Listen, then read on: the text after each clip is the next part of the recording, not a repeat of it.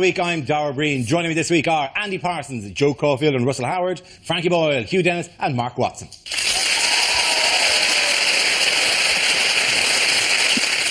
Our first round is called Headliners. Here's a picture of America's former and possibly future first couple, Bill and Hillary Clinton. But what does BCAH stand for? Just a very wild guess. Is it Bill Clinton and Hillary? It'd be terrible. Imagine if we got it first time. Bill clocks available hookers. Bill's cigars always humid. I've got a slightly different one. I prefer clammy. Is it? Bill controls Android Hillary. Look at him, he's like...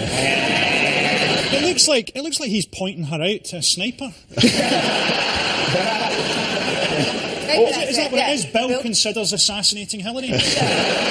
Yes. I'll give if we could possibly steer it. Oh, no, the answer, I reckon. You're going to go for... Bill campaigns alongside Hillary. Ooh. That's exactly right. Well done, Russell.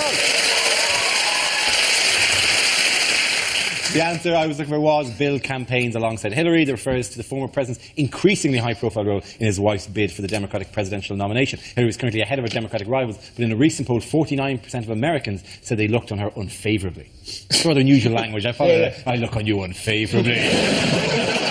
I'm looking forward to her becoming president and getting the file that they keep on Bill Clinton and finding out all the stuff he did when he was president. Bill, you screwed a robot woman? The Chinese sent a robot spy and you humped it to death, Bill. If you were Hillary and you were married to the single most charismatic politician of our generation, right, would you campaign with him? Would it not just make you look like... Would it not be like always campaigning with a puppy? That whenever you put the puppy away, they always go, no, bring back the puppy. I like the puppy. No, not the puppy. Because after this speech, they spent an hour working the crowd to the tunes of Simply the Best by Tina Turner. Which sounds really seedy, doesn't it? I've got the idea of them bogling. Yeah, you're seeing moves, aren't you? Because we wouldn't do that in this country, just Gordon Brown. Those are my policies. Hit it, DJ. They call me Mr. Bombastic. And just strutting around the room. Was it an hour? It was an hour. That is a long version of Simply the Best. Yeah, just over and over. Just whipping Tina Turner. One more time. I'm 83. Sing it, Tina.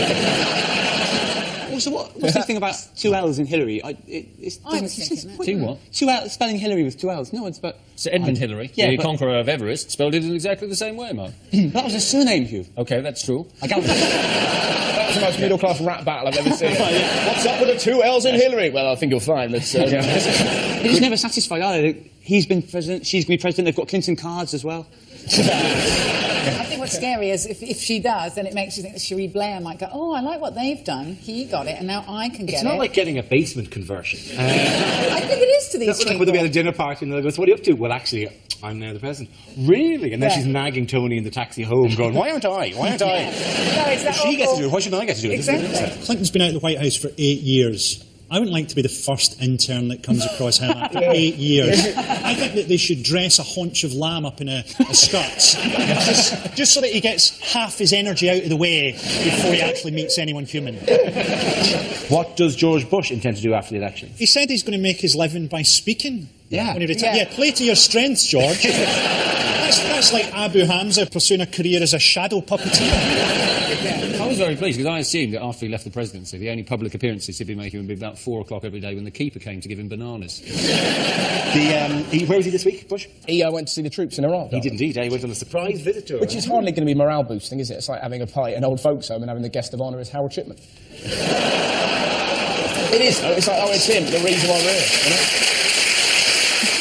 What's the big news with the British troops in Iraq? We're out. Well, we've left Basra Palace and we're now at the airport. But we're not... It's so nothing, isn't it? We're not retreating, though, are we? No, we haven't lost. No. We're OK, we pulled out to the airport. Yeah, but we're not retreating. OK, we've checked our baggage in, but we're not retreating. All right, the plane's on the tarmac, but we're not leaving that country. It's a victory, though, isn't it? It's been billed as a victory. And it was actually such a fantastic victory that we had to leave under cover of darkness to avoid the massive leaving party that the Iraqis had planned for us. You know, we didn't want the fuss, the balloons, the ticker tape, so we thought, let's get into our jeeps and leave at 100 miles an hour in the middle of the night, clearing a path with machine gun fire.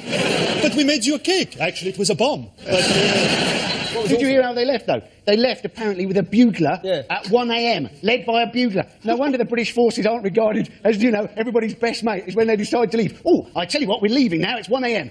Bugler. That'll make everybody happy. There's nothing also a bugler on the front of a Jeep going at 100 miles an hour is bugler plus Doppler effect. But also, they're in a city where everyone wants to shoot them, and some poor sod, right, play your bugle. Hey, or play it really loud so they'll know us. Oh, what I do request is I predict a riot. No. That's a tricky job, isn't it? Can I not just cower down? What animal has been causing problems for the British troops? Badgers. Badgers, It's correct. the first time Russell said badgers on this show and they've been the right answer. Yeah. Why badgers? The Basra badger, apparently the people of Iraq thought that we'd release badgers into Iraq, but we haven't. And the description was fantastic. A lady said that she saw this thing in the dead of night. It was as swift as a deer. It was the size of a monkey, had the face of a dog. And you're like, flipping hell, someone's high. But as if we would have thought, oh, well, we're a bit short of troops. Maybe we can recruit a few honey badgers. Just airdropping frogs and toads and otters. Get them, lads. Any kind of, just everything, and in the middle of it all, Bill Oddie just dropped it in. It accidentally scooped Bill Oddie up in a big wildlife net. And Oddie desperately, how do I get wildlife now, Oddie?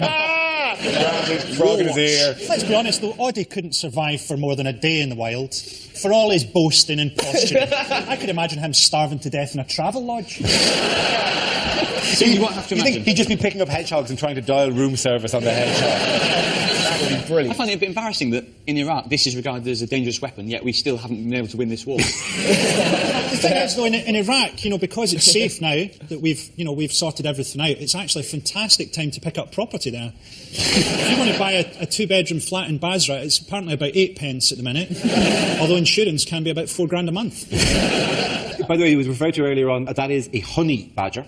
Which is the type of badger you get, which does sound like some sort of sexual euphemism in a kind of I was a bit of a honey badger myself back in the day. Yeah. All my friends called me that. It's a close relation to the poon hound. He looks more like an otter who's been in the middle of a road when somebody's been along doing the white march, doesn't he? He looks like the animal who Pepe Le Pew falls in love with mistakenly. Right. Oh, my dear, you are a beautiful skunk. I'm not a skunk, I'm a honey badger. And the cartoon goes on for 5 minutes. If Iraqis apparently were terrified of these badgers, which suggests that we've gone overboard in torturing them. Please, not the petting zoo, not again! The tiny pot-bellied goats, no! I can tell you everything! It became so widespread as a rumour that because it's supposed to be man-eating bears that the British Army had released, and the British Army officer categorically stated that we have not released man-eating badgers into the area with the weary tone of a man who's sick of having to tell you we have not released them. And while I'm here, no, there are no unicorns with poison tips ridden by mermaids. There is no army of orcs. We have not released a griffin into the Basra area. They actually said that these things were the size of dogs but had the heads of monkeys. I think they were monkeys. But what? Didn't one attack a lady in the dead of night? That's clearly like her husband just being a bit frisky. What happened there? Oh, it was a bloody badger. All over you it was. I tried to defend you. Shall we? At the end of that round, ladies and gentlemen, the points go to Russell, Joe and Andy! Our next round is called Newsreel. We play in a recent piece of footage featuring people in the news and ask you to suggest what they might be saying. This week's clip features the Prince of Wales and the Duchess of Cornwall. Ah, well, here he is, His Royal Highness, the Prince of Wales, and Mrs. Prince of Wales. Well, why are they here? Well, to overlook the building of their new house. It's a bit behind schedule, I'm afraid. It was due to be finished in the Renaissance. But, never mind, in the interim, they've discovered electricity, so that's an added bonus. Look at that light bulb, darling, shining its lovely light on your lovely face. Prince Charles doesn't like this very much, doesn't like an overrun. Now, which of you is responsible for the overrun, he's asking. I don't care if you're Polish. One of you will be beheaded. Now, are you responsible for the overrun? Was it you? Are you responsible for the overrun? No, Your Highness. We're not responsible for the overrun. We're just getting on with the job you gave us. We're bricking in your relatives. Why haven't you finished it? You're meant to be doing it. Why aren't you doing it now? Well, Your Royal Highness, we would be doing it now if you weren't talking to us, so if you shut up, we'll be able to get on with it, and it won't take nearly as long, so just go away. Now, let me pop on my specs, have a look at this enormous microphone. Tonight, Matthew, I'm going to be Whitney Houston. Oh, no, turns out to be a stone hammer. Prince Charles, of course, terribly good at hammering stone. He's carved and recarved his own mother's gravestone many times over the years. Prince Charles getting rid of some graffiti there. Whittles for king. Oh, no, you don't go like that, Your Highness. You need longer, manly strokes like that. And a bit of a chamfer. Oh, manly strokes, is it? Yes, I'm laughing now, but you can fuck off. I'm the Prince of Wales. Well done, you! Our next round is called It's Only Mock and Droll, but I Like It. This game involves Mark, Andy, Frankie and Russell, so if you could make your way to the performance area, please. This is where we test our performance stand-up skills. We spin our news generator and it settles on a topic, and then you can volunteer jokes about the chosen subject. OK, here we go. Let's spin the wheel. The first subject is advertising. Who wants to come in? Mark. I just think aggressive advertising has gone too far. It actually has the opposite effect for me. I saw a trailer for a film, Them. It was called Them. I know it's a silly name. What do you mean Them? That's just anyone apart from me. For a start, I'll narrow it down a bit. But it said on this trailer, you'll never feel safe in your home again. I think, OK, I won't go and see that then, thank you. Who needs to pay £12 for that? Yeah, how was the film? Brilliant. We've had to move out, though, unfortunately. It drives me mad. After a while, you just think, can't people just calm down a bit? But in London, nearly everything is cleverly marketed. Even toilets. In London, you never just get toilets that say men, women. There's always a theme, like, bucks and does. I don't know the answer. I'm drunk. Where do I piss? Let's just cut to the chase, shall we? Now, in London, in this pub, the toilet said XX and XY, like chromosomes. I didn't realise I have to revise for this wee. I would have done different A-levels if I realised it would restrict my pissing in the future. Thank you very much, Mark. OK, let's spin the wheel again. The subject is charity. Who wants to come in on that? Russell. It's, cheer if anyone's ever given clothes to Oxfam. Fair enough. You whooped then. Woo, do we win a prize? No. It's a really odd feeling because you feel quite proud of yourself. Just where am I going? I'm off to save Africa. That's right. And you wander in, you just plop down your clothes. Always some lovely lady, bung it anywhere. And there's a tiny part of you that gets really annoyed. You almost want to go, right, well, we'll do that again, shall we? And this time you're going to act like you give a shit. It sounds bad, but there's a tiny part of you that wants to go, sire, he brings goods. The chosen one has arrived. And you fling pants at orphans. Yippee, hurrah. Will you ever be back in time, you needy tinkers? Banana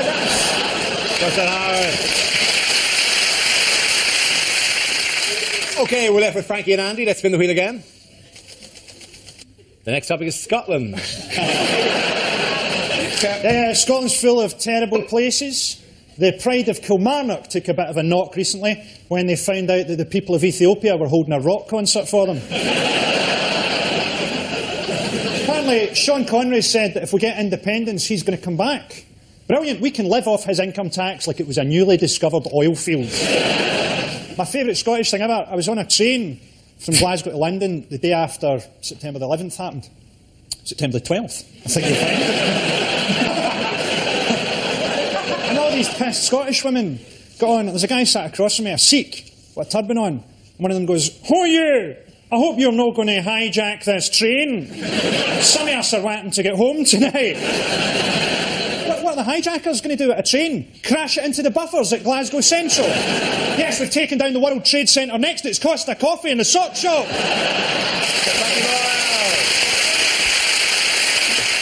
OK, let's see what Andy has left. Let's spin the wheel. And it's crime. Now, New Labour, they're always telling us, aren't they, all crime has come down under New Labour. But violent crime has, in fact, gone up. And I don't know about you, but violent crime, that's the one I'm scared of. Fear of crime is always much greater than crime itself, right? Apparently, on average, in Britain, 1,000 people get murdered each year, yeah? But apparently, 6,000 people each year in Britain commit suicide. So if you ever think there's somebody behind you, right, you're a bit scared, feel free to turn round at them and go, "Yeah, well, you don't scare me. I'm 6 times more likely to do harm to myself than you are." Well, leave me well alone. Well done, Andy Parson. Point that round. Go to Andy and Russell.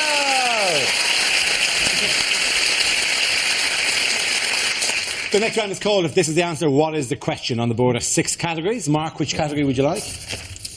Science. OK, your category is science. The answer is 2025. What is the question? Is it, when will the stadium for the 2012 Olympics be ready?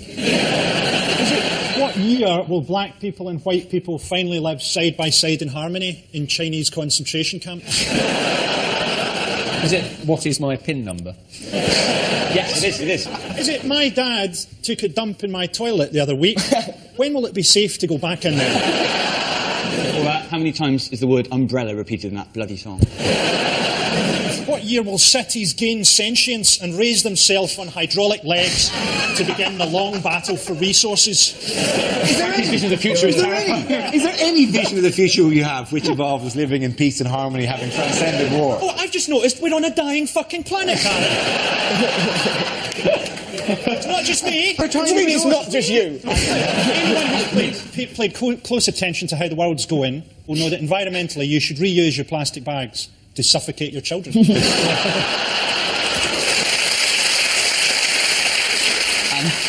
is a father. It's no surprise the show isn't repeated during CBBC. It's got to be the year, isn't it? Is it something to do with cities on hydraulic legs? It's nothing to do with cities on hydraulic legs. Are you sure? There will, no, with the cities on hydraulic legs. In what year can I book a scuba diving tour of Holland?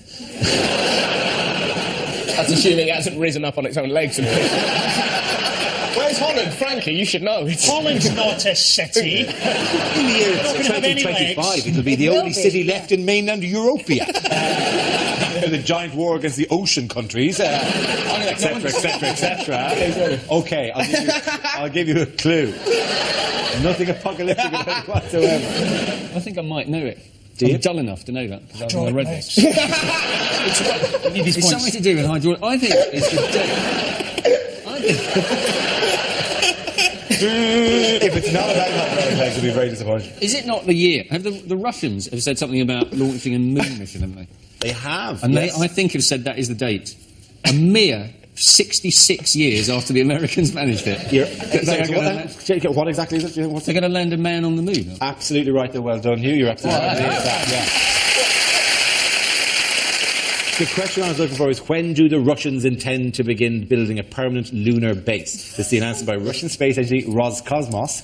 Cool name. That a manual space flight in 2025 will lead to an inhabited station on the moon. The station will provide a base from which to plan a trip to Mars by 2035. It would also be a convenient place to travel if your city was on hydraulic legs. But it'll be better than a British space mission, let's face it. It's always weird when you compare the two. You know, we had the Americans had just had a Mars mission, haven't they? And, you know, they always call theirs something exciting, like, you know, Endeavour, don't they, after the Spirit of Adventure. We called ours Beagle 2, because we quite like small dogs. To be fair, they probably called it Beagle 2 because they knew it would be smoking on re-entry. It's that thing in space missions, isn't it, where they're always doing scientific experiments to see how things behave in weightless conditions? Do you know what? Who gives a shit how they behave? They bob about, okay?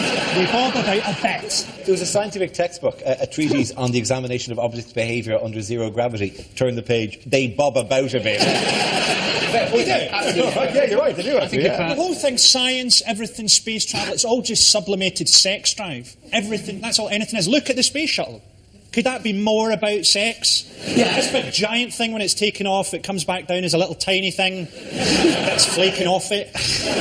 Well, I was wondering why it's always tile, for God's sake. It's always a problem with the tile. Why is it always falling off? You know what NASA should do? Before it goes up, don't just check it, double check it. Oh, it's going a long way. What about a double check? You know? And also, a lot of those astronauts are always scientists, aren't they? Couldn't they take up one guy who's a roofer? Yeah, he said there's a bit of a problem out there and he's going to be back next Tuesday. The shuttle crew is Dr. Linus Pauling, Professor of Statistics, and Terry. They do get up some rubbish in space, don't they? The last American thing is that they sent a probe, didn't they, the size of a washing machine into a comet. And you think, well, what is the point of that? And then you think, well, it would be better than the British would manage. They would just go a bit cut price and send in a washing machine from Comet.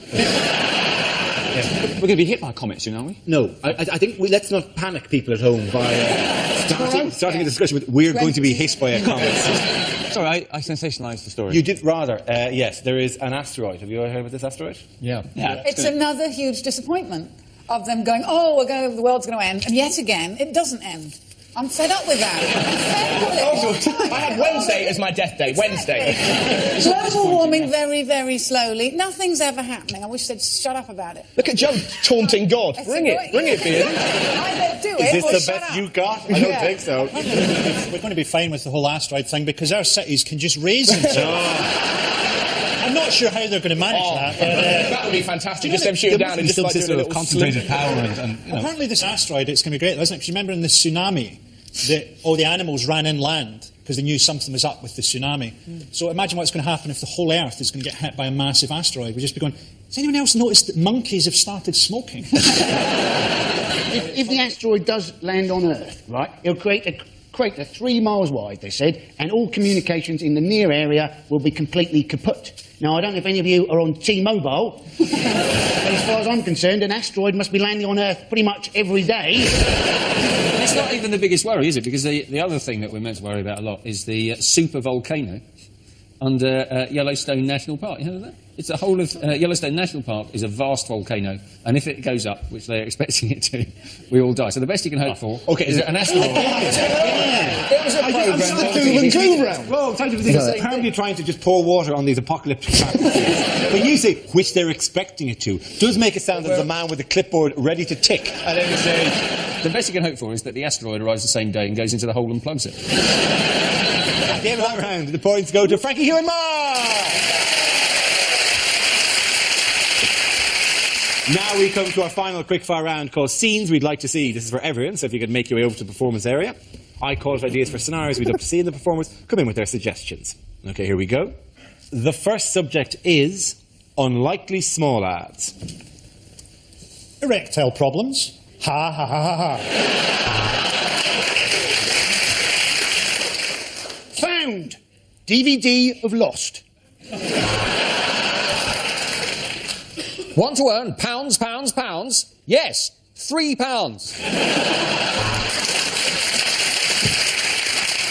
Would you like no strings attached sex? Contact my whore of an ex-wife. Worried about hair loss? You bald bastard.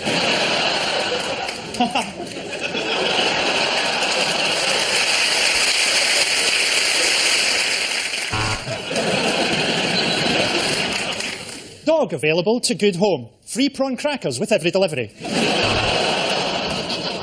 Want to earn money at home? Become a prostitute. It's easy.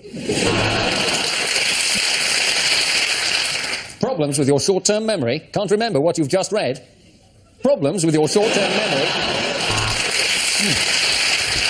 Room to let. No one has died in it. No one.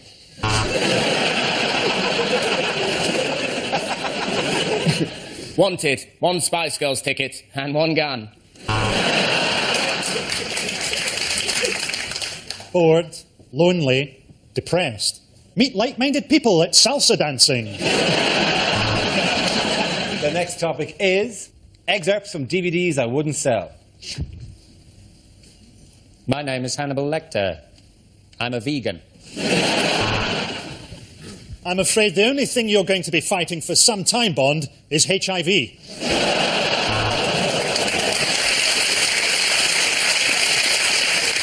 Welcome to Antiques Roadshow, Too Hot for TV.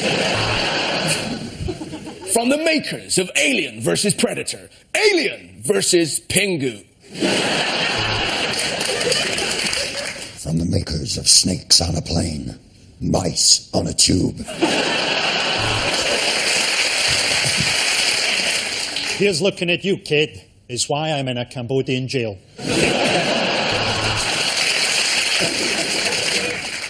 Three love.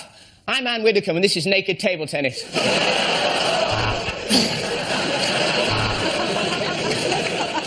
Ah, Frodo, you're hurting me! When I said you should destroy the ring.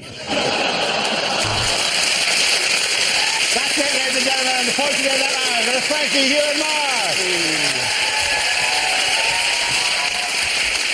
That's the end of the show. This week's winners are Frankie Boyle, Hugh Dennis and Mark Watson.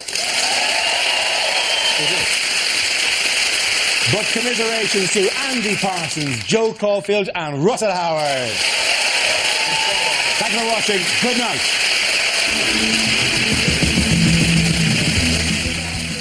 Stay with us on BBC Two. Steve Coogan is Tommy Saxondale next, being belligerent on behalf of squatters.